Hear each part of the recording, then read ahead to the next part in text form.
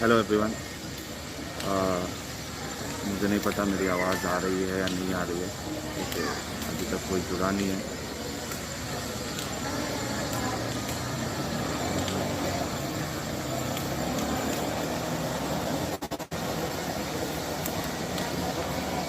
इतना कंफर्म करो मेरी आवाज़ आ रही है आप लोगों को।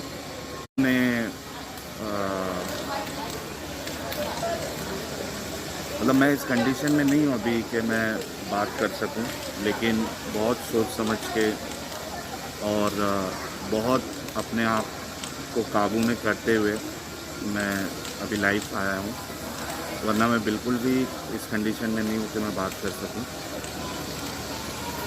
आप लोगों ने टाइटल तो पढ़ा होगा और उसके बारे में मैं बताऊँगा।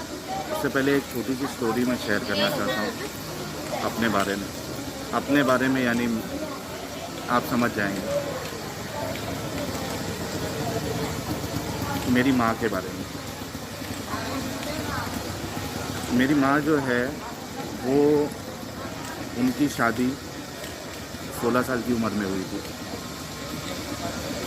और फिर 1 साल के बाद मेरी बहन पैदा हुई और उसके बाद फिर मेरी माँ फिर से प्रेग्नेंट हुई और मैं पेट में था। तभी मेरे डैड की डेथ हो गई थी, उनका मर्डर हुआ था। ठीक है, तो मेरी माँ की उम्र थी तकरीबन 18 साल तक ही।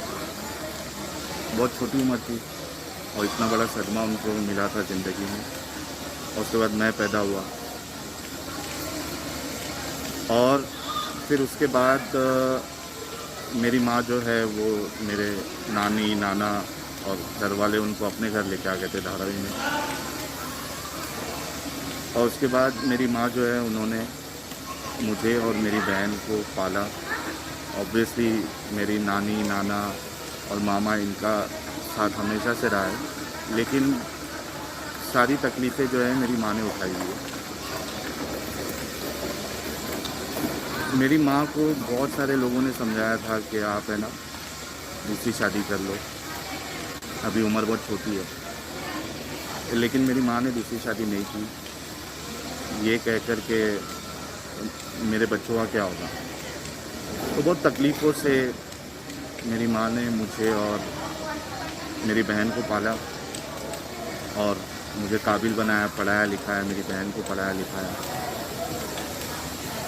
और ज़िंदगी